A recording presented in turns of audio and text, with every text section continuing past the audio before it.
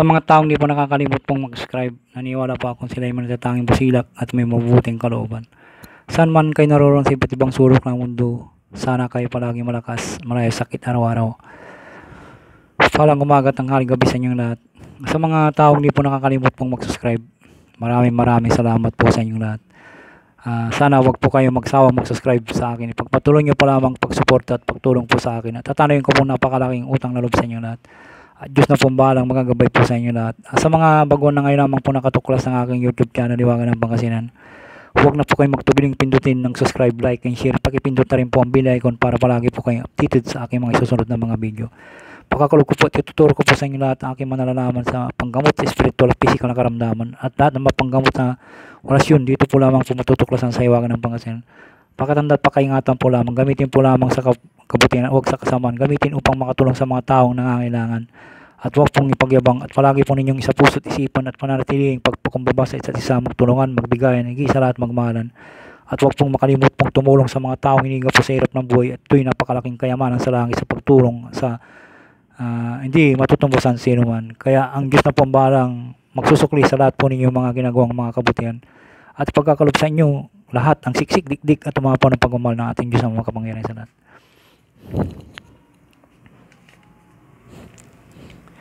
Shout out po sa inyo lahat. Sa mga bagoon naman po ngayon na po nakatuklas ng aking YouTube channel, Liwanag ng Pangasinan.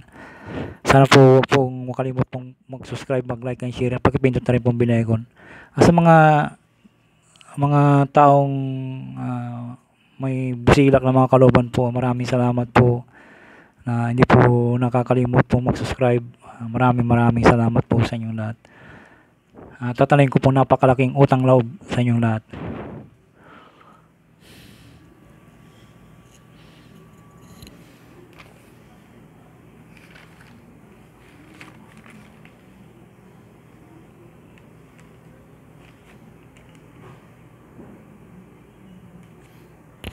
Ang isi-share ko po sa inyo ay kapangyarihan sa salita upang hindi yung kapangyarihan sa salita upang yung mautusan ang bala ng baril na gumapang sa parang uod na patungo sa target po.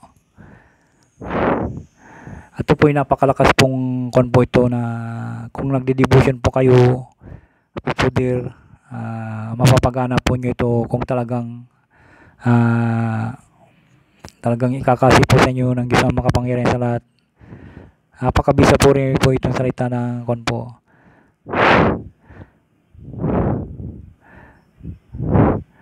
Ibulong ito sa punglo ng yung bala ng baril bago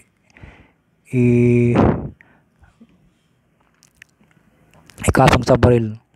Ito ang winika na kapag yung nalaman ay mapapagana mong utusan ang bala ng baril na gumapang parang uod patungo sa target po, at gamit din ito panaklob sa mga mabangis na hayop upang iyong mapaamo kahit ahas ay magagawa mong hawakan na hindi tutuklawin po.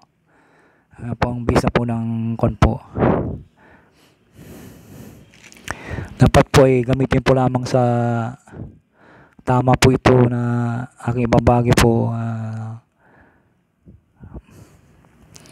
Maraming salamat po sa pakaintindi po ninyo at ulitin nyo lamang po yung video para maintindihan po nyo aking sinasabi po.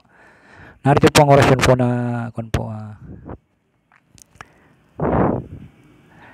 kung gagamitin po nyo sa baril po, ihipon nyo sa punglo o sa bala ng baril po.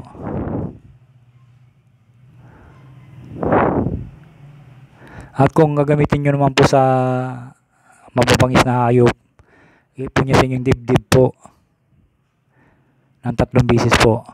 Sana po naintindihan po nyo. Narito po ang orasyon po. Dukatim lamitam baraktum. Dukatim lamitam baraktum. Dukatim lamitam baraktum. 3 beses po. At po sa dibdib kung gagamitin po nyo sa mga mabangis na hayop. Kung sa baril naman po, ipo sa punglo at sa bala po. Maraming salamat po.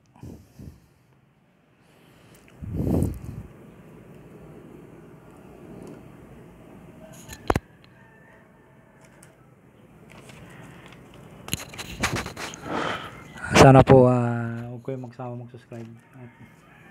palagi po niyong isipin na nandito lang po ang Hiwaga ng Pangasinan magbabagi po sa inyo ng magandang makapangyarihang orasyon.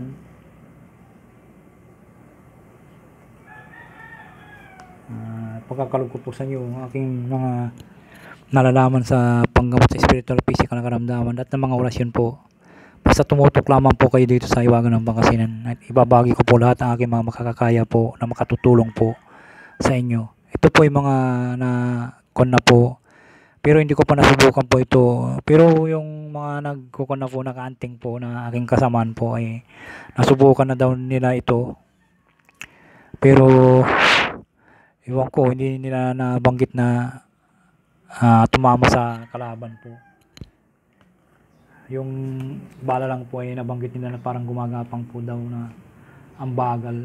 Pero hindi ko na kon po kasi busy pa ako noon, kaya hindi ko tinanong sa kanila. Yung mga kasama ko kasi ng mga tingero po ay yung pisan ko po, hindi po sila marunong magsinungaling. Kaya palagi po silang maraming biyaya po dumarating sa kanila kasi hindi sila nagsisinungaling. Tapat sila sa kanilang tungkulin na kanilang ginampanan. Hindi ko po rin sila nakikita po nag-aaway. Puro masaya po silang pamilya, mga anak niya. Sana po ganyan po tayo, lahat po tayo. Maraming salamat po. Sana unawaan po niyo aking ibig sabihin.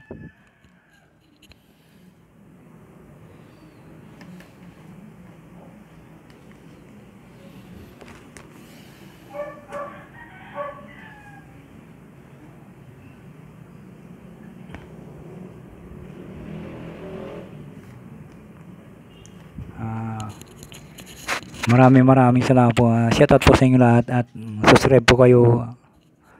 Pindot na rin po ang subscribe, like and share pa. Pindot na rin po ang bell icon. Maraming salamat po. Hiwaga ng Pangasinan lamang po.